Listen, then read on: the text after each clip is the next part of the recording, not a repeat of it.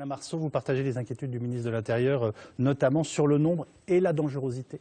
Sincèrement, je n'en ai pas la moindre idée. Et je ne suis pas certain que le ministre lui-même en ait la moindre idée, car les services de renseignement ne le savent pas. Est-ce qu'il y en a 10, est-ce qu'il y en a 100, est-ce qu'il y en a 1000 ou 10 000? Personne ne le sait. En tout état de cause, en ce qui me concerne, je ne partage pas le sentiment général. Je ne pense pas que nous soyons là en présence d'un phénomène islamiste, islamisme radical, djihadiste, etc. Je pense que ça n'a rien à voir. Ça n'a rien à voir, je pense que nous sommes en train de revivre aujourd'hui, en 2012 et en 2013 sans doute, ce que nous avons connu dans les années 1980, à savoir qu'une certaine partie de la population qui fait un rejet total de notre système de société pour plein de raisons, se livre à des actes de terrorisme. Alors il fut une époque, souvenez-vous, dans les années 80, c'était le style action directe, ultra-gauche, les communistes combattants, on devenait communistes combattants et on allait faire des attentats, antisémites déjà d'ailleurs à l'époque. Et puis aujourd'hui, c'est plus tendance d'aller faire extrême gauche, etc. Donc la tendance aujourd'hui, c'est l'islamisme. Et donc on se convertit plus ou moins, on emprunte des usages et on va commettre des actions violentes, toujours d'ailleurs antisémites. Vous ne pouvez pas traiter cela, je dirais, en disant simplement c'est un mouvement de mode. C'est un mouvement violent d'un rejet de notre société qui aujourd'hui se transforme, se couvre du manteau islamiste et qui n'est pas islamiste. Mais je suis sans doute très minoritaire ce soir pour vous dire ça, mais excusez-moi, j'ai aussi un tout petit peu observé ce qui s'est passé pendant 30 ans dans le terrorisme. J'ai dirigé le service central de lutte antiterroriste et j'ai vu comment ces gens se sont transformés. Aujourd'hui, on est islamiste violent. On est islamiste violent parce qu'on ne peut plus être d'ultra-gauche violente. Écoutez bien, le phénomène de conversion, et la population carcérale, elle a changé aussi. Le phénomène de conversion à la Mohamed Kelkal, que vous connaissez bien.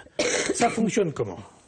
Un individu non musulman débarque dans un domaine dans lequel on a effectivement une communauté dominante. La communauté dominante aujourd'hui dans toutes les prisons de France, je dis bien dans toutes les prisons de France, qu'elles soient à Lille, à Marseille, à Limoges ou ailleurs, c'est effectivement des gens d'origine maghrébine ou des gens musulmans, pas forcément religieux, qui tiennent le dispositif. Je dis bien qui tiennent le dispositif. Bon. Et donc, lorsqu'un non-musulman débarque dans le dispositif, il a le choix entre souffrir, crever ou se soumettre. Et effectivement, c'est comme ça qu'on va vers le phénomène de conversion. Et si je vous le dis, madame, c'est parce qu'effectivement, dans le réseau, dans la cellule qui a été interpellée, c'est exactement comme cela que ça s'est passé au moins pour deux. Ils sont arrivés minoritaires dans un domaine, dans une communauté dominante qui était dominante par l'islam. Et ils se sont convertis ou ont fait semblant de se convertir et sont partis dans cette direction. Et c'est ça le gros problème. Donc aujourd'hui, qu'est-ce qu'il faudrait faire? Si on voulait faire une véritable réforme des prisons, c'est pas d'aller donner des bibles. Toutes ces histoires religieuses en prison, c'est bidon.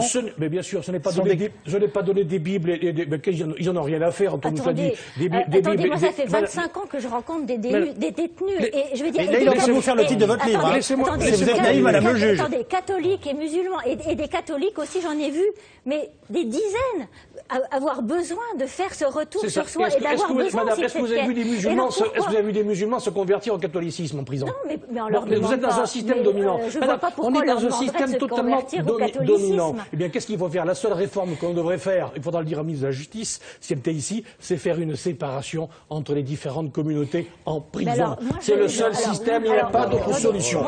Déjà qu'ils subissent l'apartheid social. Ah ouais, ça suffit. François, attendez, vous allez lui répondre. Dans les prisons, non. Fadela Amara, réaction de François Rebsamen qui n'était pas d'accord. Vous donnez la parole à Isabelle Rome? Non, mais très bien. Quand même, je disais tout à l'heure, si vous le permettez, il faut faire attention aux mots qu'on emploie. Vous dites un système dominant. Que voulez-vous dire par là? Le rapport de force. Moi, c'est comme ça que j'ai compris. Est-ce que vous vous souvenez de ce film merveilleux qui s'appelle Le Prophète? Oui. C'est complètement décrit, il n'y a rien d'autre à dire. Et je suppose que toute la France a vu ce film merveilleux, Le Prophète. Vous voyez quel est le système dominant en prison. Voilà. Eh bien, la minorité subit le forfait. Subit la violence de la majorité. Comment pouvez-vous... C'est comme ça que ça fonctionne. Non, mais franchement, il ne faut pas aller vers la simplification. C'est un sujet trop sérieux pour être simplifié comme ça. Non, parce que si on vous écoutait, tous ceux qui sortent de prison seraient des Kelkal, des terroristes en puissance, des Néra, etc.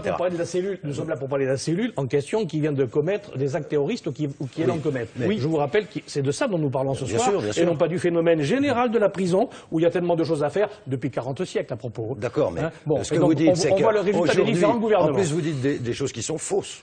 Quand vous dites il n'y a pas de religion dans les prisons, mais si, il y a la messe dans la prison.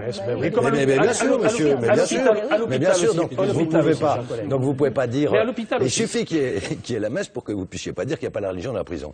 Donc ce que disait Madame, je veux pas me faire son interprète, c'est que plutôt que de laisser se développer ces pseudo-imams qui viennent apprendre à leur manière ce qu'eux ont retenu du Coran, qu'ils n'ont peut-être même pas lu en entier. Je sais pas, vous voulez le donner tout à l'heure, le Coran, c'est pas moi, vous voulez le donner le Coran, le distribuer en cellules.